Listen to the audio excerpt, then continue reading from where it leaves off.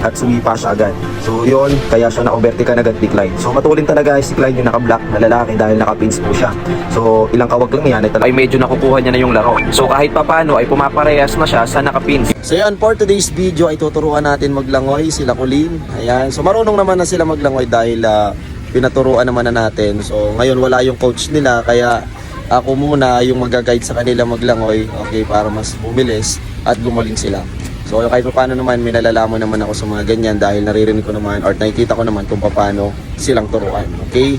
So yun, tingnan natin kung papasa ba yung paglangoy nila sa inyo. Tara!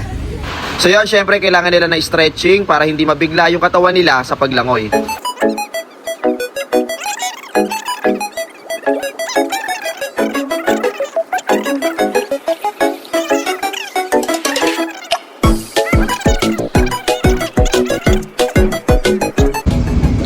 Ito pong nilalangoyan nila ay 4.3 feet and 1.3 meters.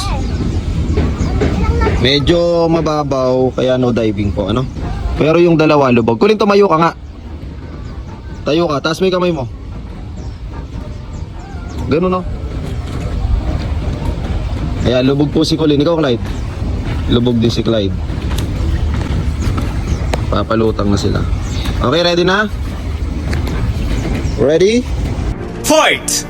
Dito ay nakalimutan ni Colleen yung mahabang kick at sumipa siya agad.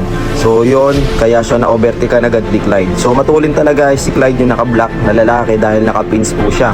So ilang kawag lang yan ay talagang sumisikwat po yon.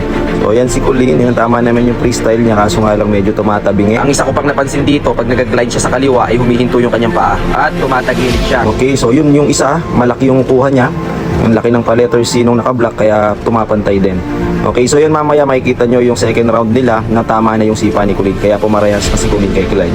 Ayan, overtaken si Colleen ng mga 2 segundo dyan. Sa round 2 ay maganda yung starting ng pagsipa niya. Dito ay medyo nakukuha niya na yung laro. So kahit papano ay pumaparehas na siya sa nakapins. Yun kasi yung gusto ko mangyari. Kailangan maunahan niya yung nakapins or at least nakapantay man lang siya. Napakaganda ng pagsipa niya dito. Pantay na pantay. At napaka sobrang bilis din talaga ni Clyde kumawag. Kayo, no? Parang hindi napapagod. Ang laki ng in-improve ni Clyde dito sa pag-swimming. Mapaproud talaga yung magulang mo pag napanood nila to. Ganon din ako kay Colleen. Siyempre, proud na proud ako sa anak ko na yan. Medyo natetense lang siya pagkakarera. Medyo nawawala siya sa focus sa paglangoy. Kaya lagi ko sinasabi sa kanya, nakalmahan niya lang. Yon, kahit pa paano ay pumaparehas na si Colleen dito. Napakalakas nga ng dalawa na tumaglangoy. Grabe. Nung first round nila ay natalo si Colleen ng 2 segundo. Ngayon ay sabay na sabay lang sila. Congrats sa inyong dalawa. Pinagtitripan ko nga dito si Colleen dahil napakaitim niya na. Ayan, oh. Ngipin niya na lang ang maputi.